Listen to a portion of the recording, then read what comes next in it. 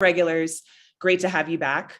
For those of you that are new to Your Brain at Work Live, welcome to the party. For some context, it's the title of one of the best-selling books by our CEO and co-founder, Dr. David Rock, and it's also the name of our blog and podcast. We are recording today's session, so if you're interested in a replay, be on the lookout for an email later today. This email is also going to include a survey for a number of feedback and resources aligned to today's conversation. Now, as far as sharing slides, we do reserve that for our clients and corporate members. However, if you're interested in becoming one, let us know in the chat today. And as always, we suggest put your phone away, close your email apps, get the most of today's discussion. It's also going to help you with the audio and video quality. And we love your interaction as always. So make sure that you're sharing your thoughts in the comments with us because we really do appreciate that. So as we kick off, stretch, grab some water, grab some coffee, and settle in as we dive deeper into NLI's DEI journey. And before we get started, I'm going to introduce our speakers for today. So an Aussie turned New Yorker who coined the term neuroleadership when he co-founded NLI over 2 decades ago. With a professional doctorate and 4 successful books under his name and a multitude of bylines ranging from Harvard Business Review to the New York Times and many more, a warm welcome to our co-founder and CEO of the Neuroleadership Institute, Dr. David Rock. Great to have you back, David. Great to be here, Shelby. Thanks very much for the warm welcome. Good to be here. And our moderator for today, who is also a first-time guest, is a passionate explorer of intersecting the lines of narrative, communication, and culture. He steers strategic communications and public and private research partnerships for some of the most impactful companies in the world. And this was the basis of his academic research. Today, he puts his brain to work at the Neuroleadership Institute, where he leads our marketing and communications efforts to grow and strengthen the NLI community around the world. You might even recognize him from the LinkedIn comments section on our weekly show. Please join me in welcoming NLI's Vice President of Marketing, Evan McFalls. Evan, great to have you here today. Thanks so much, Shelby. It's a pleasure to be here. Over to you. Awesome. Yeah, thanks, Shelby. So as I mentioned, I'm like super excited to be here. It's really a wonderful opportunity. Before I came to NLI, I was very interested in how, cultures are formed at institutions and really thinking about this question of bias from a kind of social constructionist way. And when I thought about it in that way, I was like, this doesn't feel quite so tangible to me. And so being at the Neuroleadership Institute really, gave me the opportunity to see what's really happening in people's brains. And so super excited to learn a little bit more with you today, David, about what informs bias and how cultures are formed. And so I think I'm just going to jump right into today's questions and ask you, what kicked this all off for you? What was the spark for getting into the realm of unconscious bias? Yeah, thanks, Evan, and great to be here with you. Excited to dig in. It was actually a while ago now, we kicked off our bias practice in 2015, but it was actually about 2012 that we ran a series of events for heads of diversity. I remember we ran a pretty big one in New York and another big one in, I think it was San Francisco, and we did some in other parts of the world. And I was really interested in trying to understand like where the breakthroughs were in this space, because DEI, diversity, equity, inclusion is an area people are really passionate about. And everywhere I went, people would say, we're just not making progress. We're just not making progress. We go to a conference now, it looks like the same conference 10 years ago. And I was curious, like, where is the big breakthrough potentially in this space? And we literally just asked over 100 heads of diversity, what's the one biggest challenge across DEI that you've been that has to be addressed, and you've been trying to address it, but you've not been getting any momentum. And there are all these different issues, ERGs and gender issues and all sorts of stuff. But actually doing something about bias was an enormous outlier. Like it was, everything else was sort of here, and then bias was like way up here. Pretty much everyone said this is a big problem.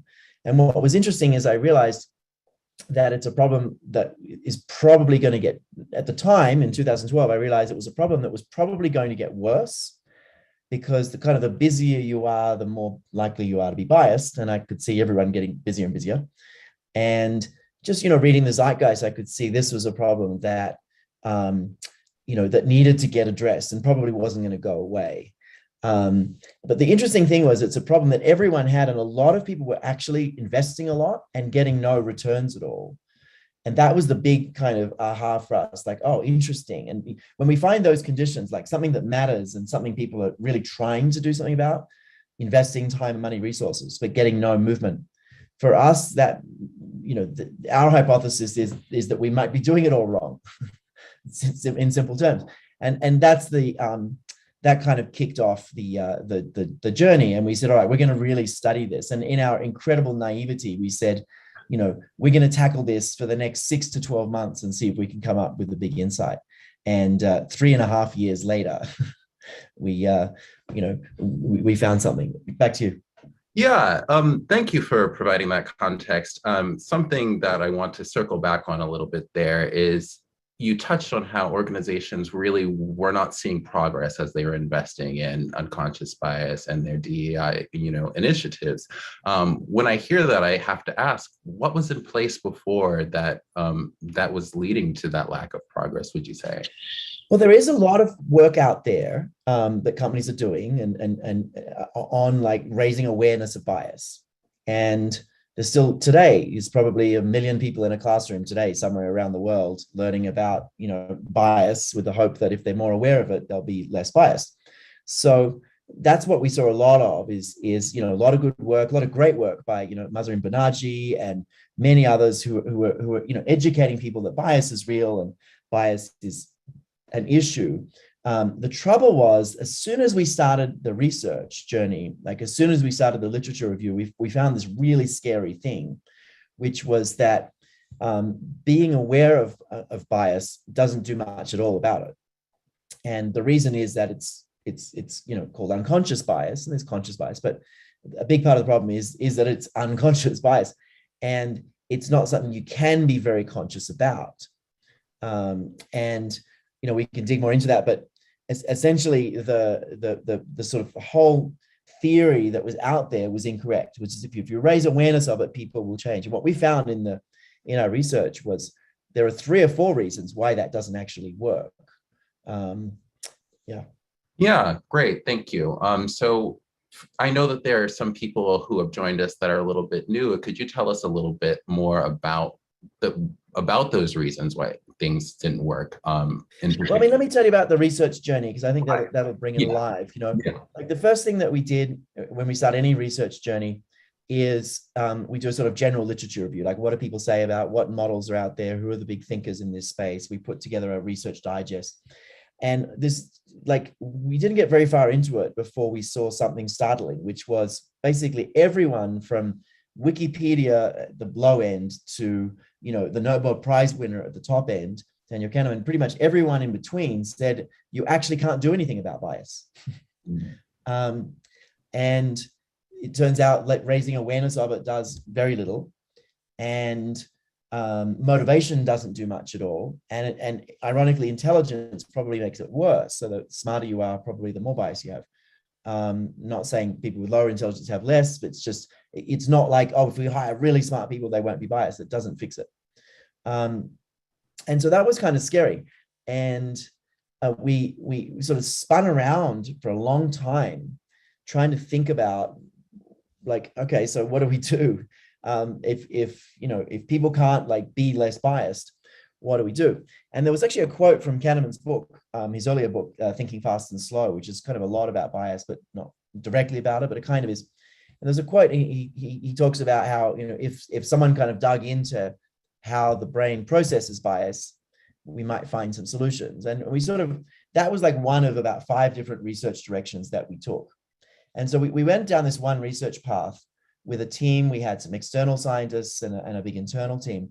And we started to meet every few weeks to essentially say, how does bias work in the brain?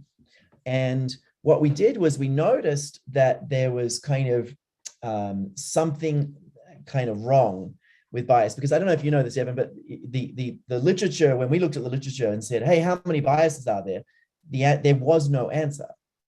right? The answer is like 100 plus or minus 50, depending how, who's asking and what day it is and what, like there was no framework for even how many there were. And the number was ridiculous. What was really interesting is that when you sort of put them on a wall, which we did many times, when you literally put them on a wall and started to kind of group them, you saw some natural patterns. Like there were biases that were clearly about, how you feel about a person, which were really different to biases about, how you might feel about a loss of some sort, which is called loss aversion, which was different also. So we started to see that there were some groupings. So there wasn't probably really 100 biases. There was a smaller set. And the interesting thing was, at one point we realized we had this big aha, which was that like all the sort of work we could do to organize bias and synthesize biases, none of it would really work. Like we were sort of like, this wasn't going to work at all. And everyone from Wikipedia to Kahneman was right. We actually couldn't do anything about bias. But the big insight that we had was that while you can't notice bias in yourself, you can notice bias in other people. And the reason that you don't notice bias in yourself is basically just a cognitive constraint. So, if you're trying to decide between two people to hire, like holding the information about both people in your brain uses up all available resources. Yeah. Right. It's like trying to, do two different math tasks at the same moment. You just can't. Yeah. Right. So what we realized is people can't detect bias in real time while they're making decisions, because we just don't have the cognitive, we're just not built for it. We can't see infrared either. Lots of things we can't do, but you can see it in other people. And so what we realized was, if we sort of put these two things together and said, hey, if we were able to simplify all the biases enough into something memorable that people could use, maybe people would be able to see biases and have common language for biases that were happening in a conversation or in a process, right? As a team, right? As opposed to yourself, right? So, Evan, you and I are in teams all the time, and, in conversations all the time, and probably just about everyone, someone will say, hey, let's be careful, that's not a safety bias here. Yes. As opposed to you have a bias personally, right? Or, you're broken and bad and wrong, something like that. So that was sort of those was a couple of the insights that there was a pattern, and that if we could simplify it enough that people could remember it, we would be able to have teams identify bias as opposed to individuals trying to just be less biased. So we could sort of catch it and put in place processes. That's fascinating. And so I understand ultimately over that 3.5 years of research that culminated in the SEEDS model. And something that I'm hearing you say is that this social learning component was critical to, the success of doing something about bias. So I kind of want to move the conversation forward and talking about how you translated the research of SEEDS into the programming or the programs that you do for organizations. Before we get there, let me just take a step back, because I think there's an interesting story that hasn't been told very often, and there's some interesting questions coming in as well. But it's an interesting story. So in the 3.5 year journey, the reason it took so long is we actually, about 2.5 years in, we'd finally organized a framework. We'd kind of done this, and we'd simplified a framework. And at the time, it was called the COST model, COST, and we published it. It was a lot of work. We were really proud of it. At the time, it was our biggest research project ever. It was 2.5 years. And the interesting thing was we started giving like talks on the cost model. We started giving research briefings to senior teams, to executive teams. We started speaking about it at conferences, all this stuff. And then just kind of listening, like, as we always do, like, oh, how many times did you use that this week, right? Did you find yourself applying the cost model with your team? How many times? We're really interested in habits. So if we teach something, it should show up in the practices that people have, right, week to week. And what we found was that practically no one was using cost. And we got quite concerned, and we actually put together a team, ironically a more diverse team, to kind of look at the model and kind of take it apart and look at it from different angles. And we brought a couple of other experts in. And what we found was that the cost just wasn't right. And it was terrifying because we already had a client that was like thinking seriously about rolling this out. It was BlackRock at the time, and they've been public about the work with us, so I'm allowed to mention it. But what was interesting was we actually retracted it, and we said, you know what, we don't want this out in the world. It doesn't, like, people don't use it. And we don't want to put a model out there in the world that people actually don't use. So we're going back to the drawing board. It took us about 6 to 12 months, and we came up with the seeds model. And there's a bunch of reasons cost didn't work. It was a little too cerebral. It didn't quite organize it just right. It wasn't memorable enough. It was too complicated. There's a number of factors. And it turns out to be really, really hard to simplify bias. And we eventually got there about 3 to 3.5 years later. So that's kind of, there's a really interesting journey. And then that's maybe a backdrop to kind of your question. The first time we then started working with this was with BlackRock, and they'd kind of seen the seeds model. The cost model. And I sort of came to them with sort of my tail between my legs and said, hey guys, I'm sorry, but actually we don't think that works. We're a research company at heart. Well, we take that seriously, and we've studied it, and it doesn't really work. And we just thought they would cancel everything, and we had to give them money back, and it was going to be very embarrassing. But we just didn't want to put something out that didn't work, right? And I actually still remember the moment, like the team there, it was Matt Breitfelder at the time, who's now the CHRO at Apollo, said, well, show us what the new solution is. You're curious to see it. And I literally on the back, it was actually, this is a bit of a cliche, but it was actually on the back of an envelope that I spelled out the seeds model with similarity, expedience, experience, distance, and safety. And he looked at it and he went, that's so much better. We need to roll that out. Let's get everyone together and like completely refocus. Right. And we ended up teaching, I don't remember the number, it was thousands of people managers at BlackRock in 2015, 2016. The seeds model, they're the first people that kicked it off. And there's some lovely videos of them talking about that journey from early on in some of our summits. So anyway, that was sort of some of the backdrop. Well, thank you. Thank you so much. I want to take a moment to acknowledge some of the questions that we're getting in from the audience. We got some pretty interesting ones. Something that Nancy asked is, do you think that bias was more focused on the past as discrimination, and that discrimination was associated with reprimands or, even legal concerns? What is your perspective? Well, there's a lot of different ways that we've approached bias. Aside from just, framing it into seeds, there's a lot of different kind of philosophies that we've brought to this. And we've always come from like, how do we get people to use this every week, right? Our mission is to get people to build habits. We're in the habit activation business. So for us, mitigating bias means, you should be doing it many times a week. And so one of the things that we saw is that bias was seen as this like, a negative thing. It was very, it was weaponized in a way. It's very accusatory. You've got bias, and it was linked to, obviously to race, but also to gender, to, difference, all sorts of things. And, to this day, we still get asked sometimes by folks like, hey, why aren't you doing, specifically, work on, say gender, and, why aren't you calling out this community, or why aren't you calling out this community? What we found is we wanted to destigmatize bias. And we had a bit of a tagline we've had for years now, which is, if you have a brain, you have bias. And we wanted to destigmatize it and have everyone realize that it was just a part of who we are, which it is. I mean, bias is another way of saying approximation, generalization, assumptions, doing things unconsciously, doing things automatically. We actually need those mechanisms. We could not make it to breakfast without those mechanisms. Right. So what we wanted to do was destigmatize the concept of bias.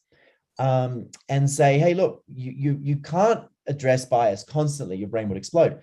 But probably, as a CEO or a C-suite of a company, you're probably going to run into issues that you should bring up a bias 2 to 3 times a day. As maybe a mid-level manager, probably 2 to 3 times a week. Right. You're going to see things. And it's natural and normal, but it's just built into how the brain is. And so we tried to destigmatize it and say, look, it's just a natural part of who we are. And you can't even address it all the time. You're going to have to just address it in these situations. And the other thing that we did was a little unusual is we said, let's stop talking about bias in relation to just diversity, equity, and inclusion. Now, this was kind of sacrilegious in some ways at the time, and a lot of people were kind of mad. But we said, look, let's link it to decisions, of which there are people decisions, and then there are also business decisions. And why wouldn't we want people to be like catching biases, whatever kind of decision they're making? Right. Right. And then they're much more likely to catch it in a people decision, right? You're much more likely to notice a bias when you're hiring if you're also noticing it when you're investing.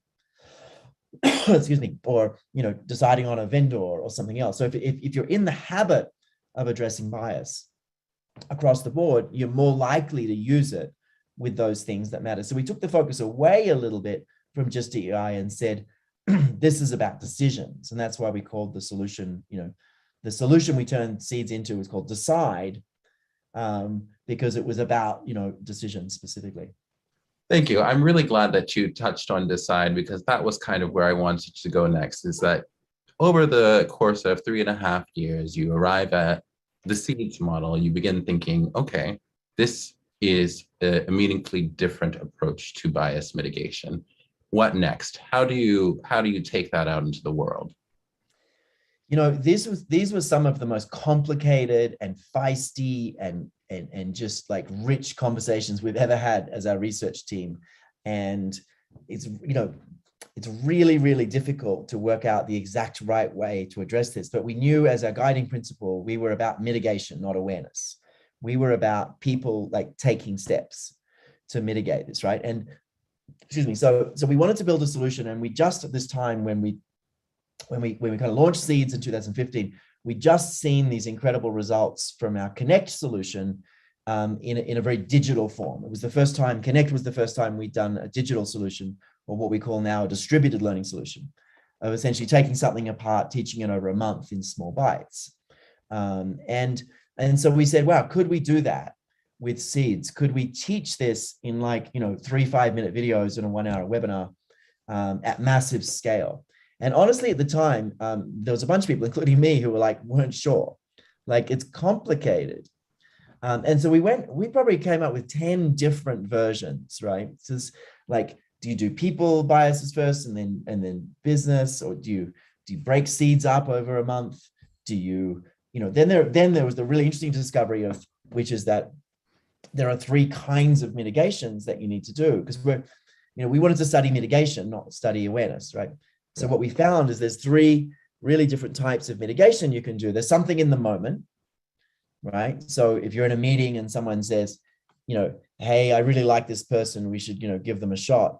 You might say, hey, let's make sure that's not just a similarity bias. What data do we have that they have, the skills, right? So that's something you do in the moment. And people kind of think of those things, but those things, are not the most powerful tool. What we found is 2 things that are actually more important in a way than in the moment. One of them is called an if-then plan. An if-then plan, if you follow our work, we talk about a lot. But if-then plans, if I'm, recruiting a senior role, then I will have a diverse panel helping me make the decision, for example, right? An if-then plan. So it becomes a protocol in a way, it becomes a habit. But then the even more important thing is what we call a preventative measure. And a preventative measure, the famous one everyone's heard of is taking, taking people's gender, age, race, everything out of the application process, so that you're taking bias out right at the source, right? So you've got an if-then plan. If the word it's almost like a computer if-then, right? So if-then plan is like a habit that works more at a team level, and a preventative measure works more like a functional or whole organizational level, a little bit more. And so so there was this whole, coming back to your question, there was this whole internal debate. How do we teach this? Do we teach the mitigation things first? Do we teach the models first? Do we do? And we're up to about, I think, version 3 of complete overhauling, the 3rd time. But we have been able to teach this over a month in literally 3 videos and a 1-hour experience, in a way that gets more than 10,000 people using it not all of them, but in a way that gets over 78% of 10,000 people using it every week. Wow. That's our data on it. So we know that over around 78% of folks, when they learn it in this digital solution, use it every week in some form or another. So we know it works, but it was a really complex, and we still argue about it to this day. Right. Like, have we got it right? And we're up to version 3. Right, and that's pretty remarkable impact. But scientific organization, you have to test things and iterate over time. Something that I want to go back on. You mentioned that we've rolled out 3 versions of Decide by this point, but let's hear about the early days. What was the first rollout of Decide like for you? Yeah, I mean, go back to the story with BlackRock. It was fascinating. We co-built a half-day experience with them. I think we facilitated a few, they facilitated a few, we co-facilitated, but we co-built a program because we know about learning design. We have a thing called designing for insight. We're really interested in designing to maximize the strength of insight. They knew their organization and the people and the process and all that stuff. So we co-built about a half-day workshop. One of the most interesting things that happened out of it, and it's a story that still kind of influences us, is we talked a lot with Matt and the team then about, how do we make sure this really, really sticks? And it wasn't just a half-day workshop, it was really an experience. And the really fun idea that came up that they executed across the world was at the end of the workshop, people, and this was their managers of all their offices. So the management team of all their offices around the world went through it. What they did was at the end of it, they wrote an if-then plan on a card, right? On a big card at the end of the workshop. And this is in the days when we had, in-person workshops. Yeah. They wrote an if-then plan big on a card, and they were photographed holding this up. And those photos were put in the lobby of their offices around the world. And, people coming in, employees, customers, everything coming into the office would see these commitments people had to mitigating bias. Right. It was such a powerful way of really ensuring this work gets used and is public and all that. And we've seen lots of different ways clients have tried to make this kind of top of mind for people. There's this wonderful cube that an organization built with us that's kind of the bias cube. We see posters on the walls. We see all sorts of ways that we've been sort of experimenting with customers to kind of make this really present. But that was kind of the most fun one, I think, kind of early on in the early days. Very exciting. Actually, I want to continue, walking through this story. So we have this initial launch. You've touched on, some of the different ways that companies have rolled out Decide and practiced it and sustained it. What have you learned over the years as you've iterated on Decide and, created, different versions of it to suit the different needs of organizations? Well, it's been 7 years and it's over 300 organizations, and we don't have a count of the number of people who've used it, but we're now impacting about 4 million people a year, and probably 1.5 to 2 million people managers a year are learning the Seeds model now. So that's kind of 10 million people's boss, something in that order. So it's definitely having an impact. But it's been such an interesting journey. Look, there's kind of 3 different levels to think at when you're trying to build habits in a large population. And breaking bias is one of the hardest habits to build, but we've been really inspired by how much momentum we've been able to get. But it doesn't have, like in any of the habits, breaking bias or having more of a growth mindset or being more inclusive or getting people to speak up, like all of these are habits that can get woven into an organization. You can't do them all at once. You've got to kind of focus on one thing at a time. But there's sort of, what we've learned is there's kind of 3 levels at which to think. The first level at which to think is, have we got the right habits, right? Like, are we teaching people as few possible habits? Are they the right habits? Do they really work? That's the hard thing. Got to get that right. That took us 3.5 years, right? The second thing is, are you teaching individuals in a way that it will really, really stick, right? So it's one thing to have the right habits. It's another thing to just, put people into a half-day or one-day classroom. You actually don't get much stickiness. Right. In fact, we've got a piece coming out in Fast Company in the next couple of weeks sharing out our data for the first time, we're going to be able to be really solid on the difference between workshops and doing things virtually. Mhm. And it turns out doing things virtually the right way kills workshops, like hands down, beats hands down for building habits. Because you can follow the right principles of doing things one at a time, going and applying them, doing things socially, spacing out learning. There's a whole bunch of things you can do in a virtual learning environment you can't do in a workshop. So the first thing is you got to get the habits right. And for us, we iterated and experimented over and over and over to try and work out what those habits were. We had seeds. Yes. What are the habits, right? Right. And what do we teach first? And what do we teach second? And what do we teach third? And so the architecture of the learning journey is sort of step one. But step two is how do you teach it in a way that really, really sticks? And, most companies get that second thing really, really wrong. But there's a third thing that very few companies get right. And that is how do you change a large number of people? Right. And if you've been following us, you saw the Boeing case study recently. We're really excited about that. We'll be able to talk about that a bit more publicly shortly with a white paper we're co-producing. But Boeing was a great example of kind of doing things the right way and listening to our team about kind of the right way to impact a large population. So the wrong way to get a company to address bias is just teach it to your top team and hope things change. Or what we call the sort of trickle down effect. Companies training is often done in this sort of trickle down effect that we're going to teach the top 100 leaders and we're going to hope that the next 1,000 people get it. But we've been thinking about this for a really long time, how you change an organization. And it's not just around bias, but it's even more important around bias because bias is one of the hardest things to do.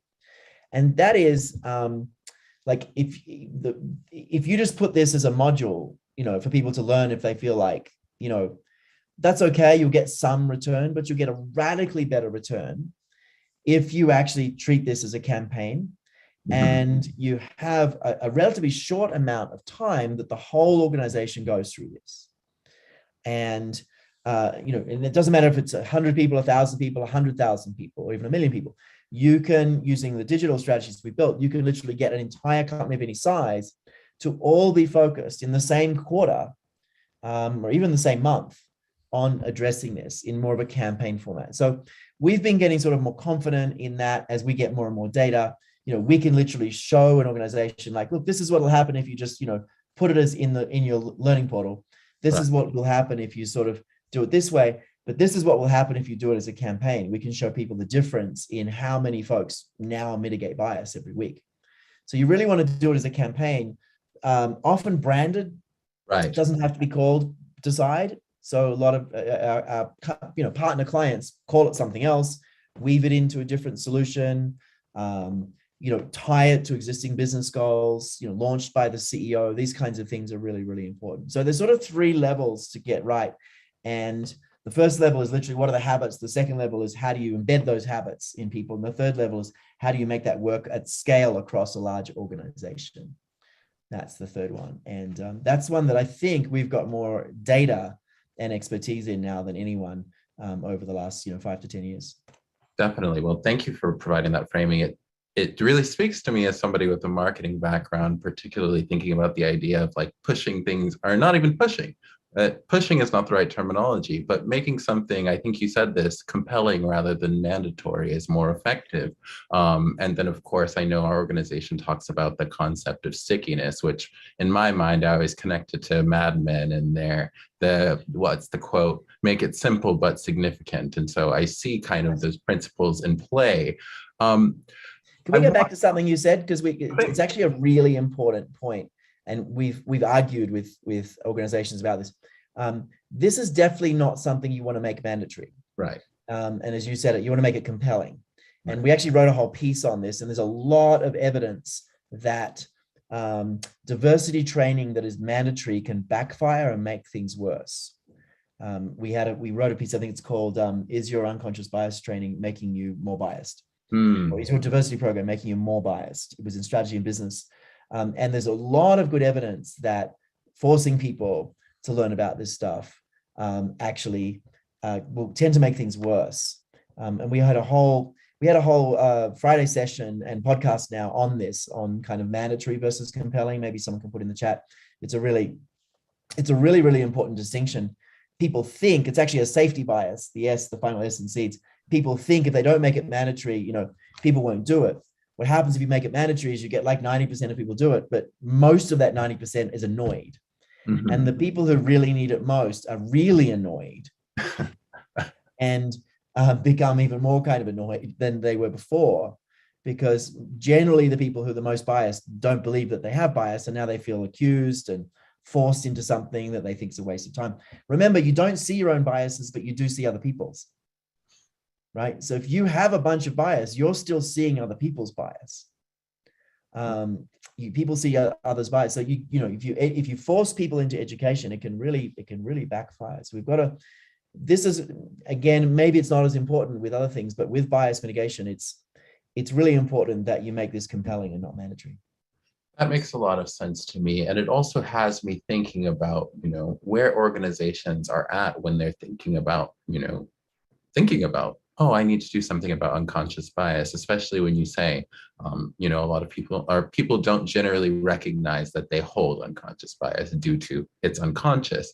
So I want to kind of step backward a little bit and think, where does something like a decide live in a pathway? Like, how do people arrive at getting into unconscious bias at scale or unconscious? Yeah, no, it's a good question. So, in the early days, so we've had a DEI practice basically for 7 years, since 2015, and it kicked off with mitigating bias. And we didn't mean to build a DEI practice. We just literally wanted to solve the biggest problems that needed the most solving. And it turned out bias was one. Mm-hmm. And once we started doing work on bias, a whole bunch of companies said, hey, what about inclusion? And so we started a whole lot of research on inclusion. And we built a solution called Include after a couple of years research. That was a much easier solution to develop, a lot less feisty. We got 3 really clean, clear habits that have now also gone to a few million people. And then after inclusion, people are like, oh, okay, but what about getting folks to speak up? It's similar to inclusion, but not exactly the same. And then what about allyship? How do we kind of, what's all that about? So we sort of by accident, became a big provider of solutions in the DEI space by listening to what customers said, they wanted next and what was important. But this question always came up, like, do we do bias first? Do we do inclusion first? What do we do and how do we do it? And how many things should we do? And we're starting to get some data on this and some insight on this from a lot of practice. And certainly, if you think that you're going to transform DEI with one set of habits, good luck. Tell me what those habits are, please. We haven't found them. There's not one set of habits. Mitigating bias is, 3 difficult habits. Learn them one at a time, apply them across the whole company. We found a lot of value in starting with that, but you don't have to start with that. And what we've actually seen is it's great to start with growth mindset. If you're trying to get people to really, like if you're trying to really move the needle on DEI across a company of say 10,000, you probably want to start with growth mindset, which gives people this like real openness and willingness to seek other perspectives. It literally opens their mind to, often being wrong and to wanting to learn, and recognizing our own, not so much biases, but our own limitations in our own thinking. So growth mindset is kind of a safe entry point. And, the way I've been thinking about it lately is it's like the soil. It's very foundational. You can't grow plants without soil, but putting soil down doesn't mean the plants grow, right? But if you have good soil, you'll potentially have good plants. So in the DEI space, kind of growth mindset's like the soil, it's the foundation. But from there, bias is a good next step, but we haven't seen anything in the data that says it's necessarily better than, say, doing inclusion next. You can kind of go either way. It depends on, the willingness in the audience, the sort of pressure in the company. You can kind of go either way. What's exciting is you can scale something like, breaking bias to any size company in literally a quarter, and then move on, a quarter later to say inclusion, and then move on a quarter later to say building allies. But we've seen, about 4 of these different solutions woven together either into kind of a year to year and a half or up to 2 years. That's kind of become a common pattern. So organizations are impacting a large audience with, 3 or 4 of these different big ideas over, say, a 2-year period. And that seems digestible and really interesting. Thank you. I saw a very interesting question, and I want to get your take on it in the Q&A. It ties to some of the conversations we were having about empathy on this show in recent weeks. Somebody mentioned, or they asked, do we really see others' bias, or are we projecting our own onto them when we think we're having that perception? That's a great question. Smiling, because I haven't thought of that before. It's interesting. We probably, I don't know. It's probably a mixture, if I had to guess, offhand. But you do see people's like agenda. If you're in a meeting with, a finance person, a lawyer, and a marketing person, you're having a conversation about a new product. You'll see the lawyer speak from their agenda of being, safety bias focused, right? And you can kind of see that they're just, managing their downside. That's their agenda. But then you'll see the, marketing person managing their agenda. But what we don't see is that literally they're in different meetings. They're in the same meeting, but they're literally processing the same information really differently, through their biases. So, the lawyer has a lot of safety biases built in. So we do see people acting from, you might think of it as an agenda, but there's a bias obviously often at the heart of it. We can see people just like not thinking deeply, like skating over something. We can see someone saying, oh, Bob was a great salesperson, so let's just assume he'll be a great sales manager, right? It's like, hang on, have you thought about what is different, right? Before we just, and so then that's an expedience bias, by the way. That's the first E in seeds. So, you can see people kind of haven't done thinking. And so you can see that bias. You can see people, passionate about their perspective. And it comes from some kind of painful or exciting experience that they've had. And that's experience bias. You can see someone who's absolutely sure they're right. And yet the person next to them has a completely different experience. Right? And you can call that out. So you do, as you learn about biases, you do see them in other people. And some of them may point to your own, but you can see someone, really liking someone and giving them too many free passes. Right. Just because they like them. And that's a similarity bias. Right. And they wouldn't do that with someone else. So, we've built the Decide solution and the whole practice on the insight that teams together can see biases in each other in real time, and in conversations that are happening, or decisions that are being made, or processes. And you can, as you learn it, you do see the biases in a decision, a conversation, or a process, and it's outside of you.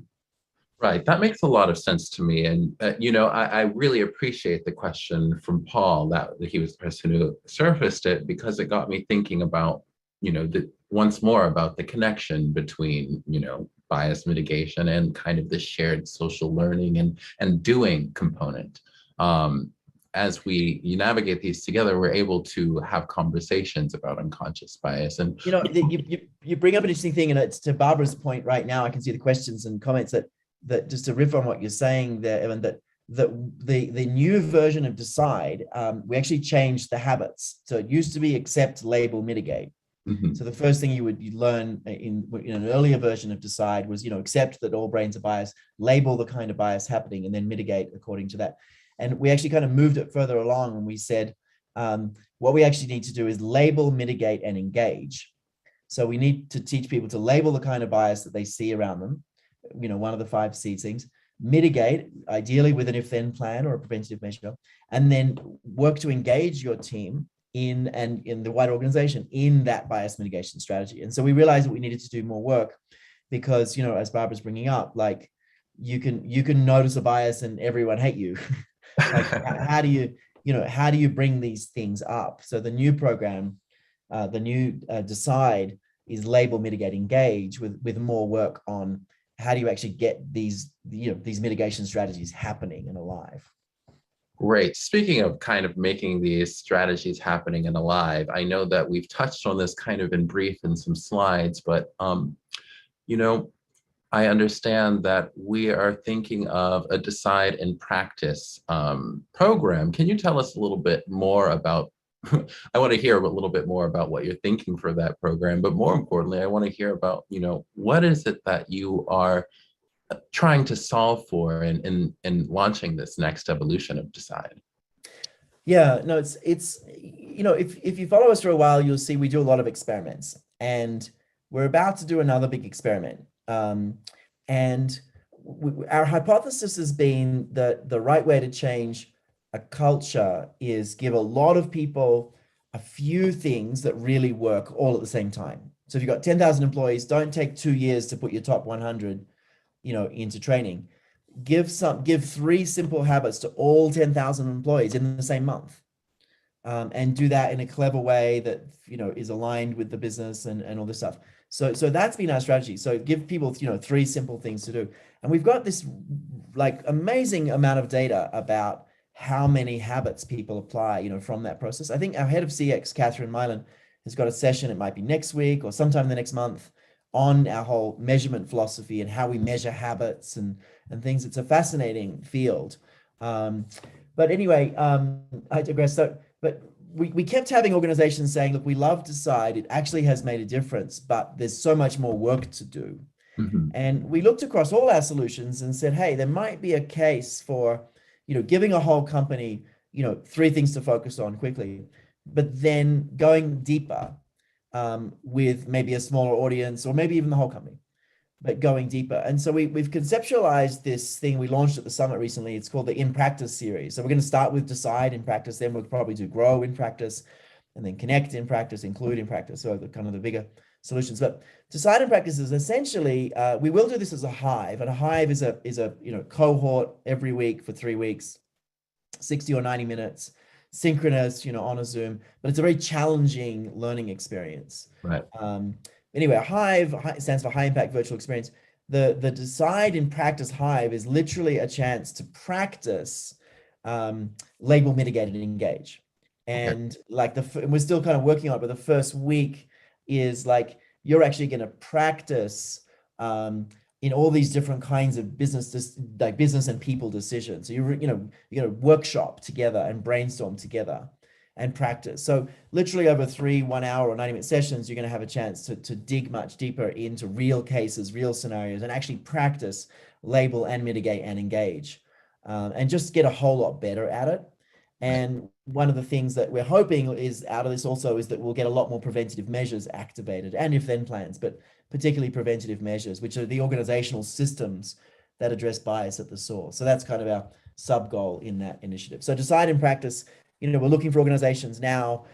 If you've already run Decide, it is a part 2, so you can't kind of start with it. But if you've already run Decide and you're interested in Decide in Practice, just put the words Decide in Practice in the chat, and someone will follow up with you. There may be a poll later with this, I don't know. But if you put the words Decide in Practice, if you're from an organization that's already run Decide, we can talk to you about what that looks like, and we can start small with some small cohorts and then scale it and all sorts of stuff. So we're interested in kind of going deeper in that solution. Great. So I know that we're getting close to time, and I want to give just a little bit more time to the audience, because I see here some interesting questions that I think tie into some of our broader thinking. And there are 2 things that come up. One person in the chat mentioned, if you've run programs like these before, how do you keep them fresh, or how do you refresh them? I think Decide in Practice kind of speaks to that idea of sustainment and keeping things in action for people. But somebody else asked, have we thought about, they really want to hear a little bit more about where storytelling factors into all of this. And I think that that's an important question as we roll out programs. You touched on it a little bit in making things compelling, but can you give us a little more? Yeah, we probably should do a whole session in your Brain at Work Live on basically how you keep any of these habits alive in an organization, sustainment. And there's a whole world in that. And, there's like someone walking around with an iPhone and capturing people's stories in 3 minutes and kind of putting them together. There's the CEOs jumping into meetings and asking people about their bias mitigation practices lately and all sorts of things. So there's all sorts of sustainment practices to keep this alive. I will say the way that we think about like a rollout of breaking bias in an organization is not like, oh, everyone's going to learn this for a month and then it's going to go.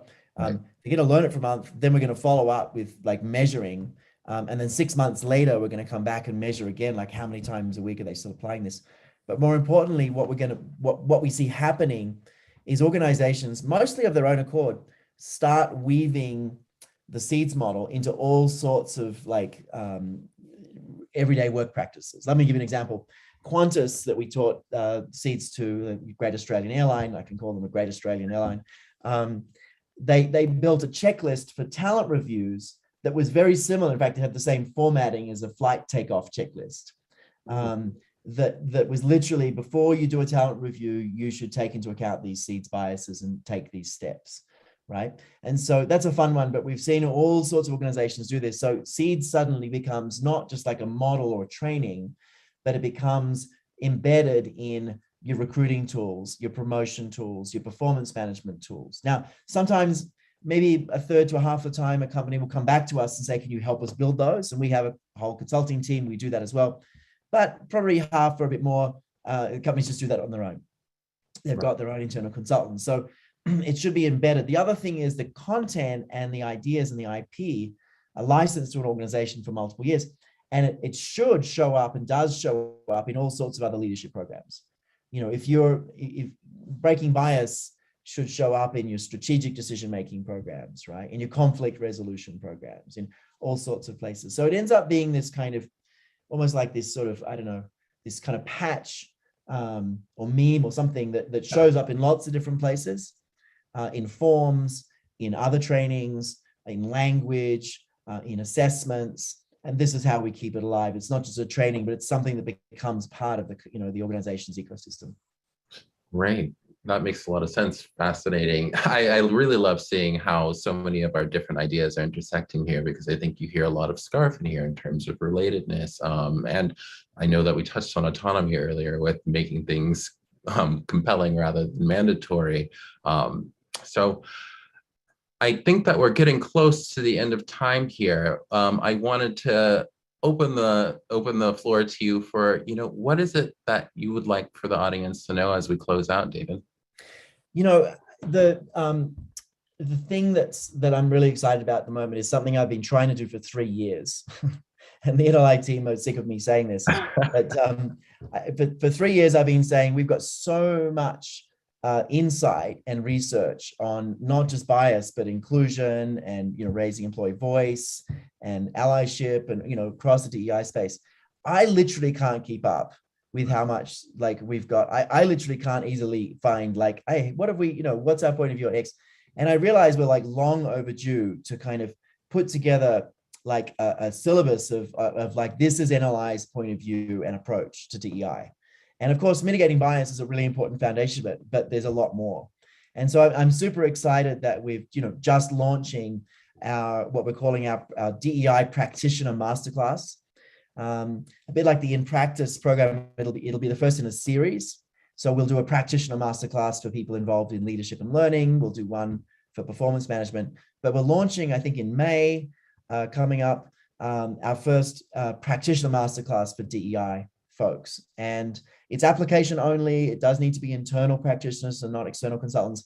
I've seen some of the people who've already started to apply. There's some incredible executives, DEI executives from some incredible organizations. It's going to be just such a brains trust to learn from each other, as well as to learn from, from our scientists and our research. So I'm super psyched that we're launching the DEI masterclass.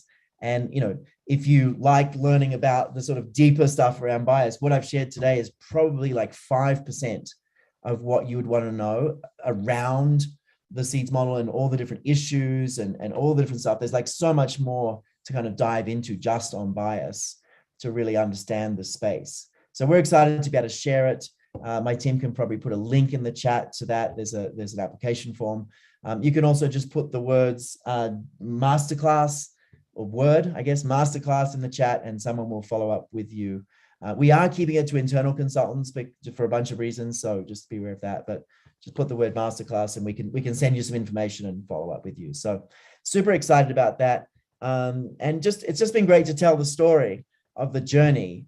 It's been an incredible journey for 7 years. I mean, we could do one of these just on inclusion, Right. Not to mention all the other work, because there's a lot that we kind of haven't shared in many ways. So maybe we should do one on inclusion, because that's also been a really surprising, challenging, interesting phenomena to really lean into. So yeah, that's it for me. Thanks, Evan. It's great to collaborate with you this way.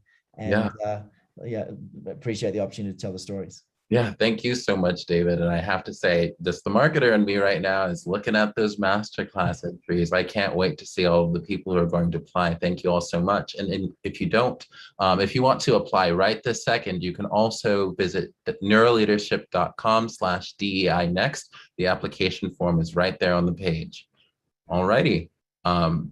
Let's go ahead and wrap things up. Shelby, I'd be happy to welcome you on back. Thanks, Evan. Thanks, everyone. Take care of yourselves. Look after each other. Keep doing what matters. We'll see you soon. Thanks, Shelby, as well. Bye-bye. Thank you. Thank you. Thanks, everyone. So again, thank you for that discussion. It was so wonderful. As we mentioned in our poll, please take a look and let us know how NLI can help you in the future. That poll will stay up for a few more moments. We also want to thank you for attending today, staying engaged and sharing your thoughts and your questions. We can't have these conversations without you. So if you're still hanging on, we'd love to get your feedback for that. Just a reminder, we do complete product demos. So this coming week, we'll have a product demo session on Connect on Wednesday, April 6th at 12 p.m. Eastern time. So check the chat and also our follow-up email for more details. Specifically for our senior executives, if you enjoy your Brain at Work Live and you think that this would be a good opportunity to connect with us, we have our Insider Exchange program. It's an opportunity where you can sit down, have a first look at new research, roundtable discussions, and really have conversations with our leadership team. So there's a link for that to apply. We're also hiring. So if you'd like to join us, welcome, and we would love to have you apply. So visit neuroleadership.com/careers to learn more about our open positions. And we're also keeping our eyes out on Summit 2023. It's going to be really exciting. So just keep an eye on that space. And lastly, if you enjoyed today's conversation, you'll love the podcast show. So make sure you subscribe. You can hear this episode and past episodes. So look for your Brain at Work Live wherever you listen to your podcast. And this is officially where we say farewell. On behalf of today's guest and our team behind the scenes, thank you so much for joining us, and we'll see you back next week. Have a great weekend.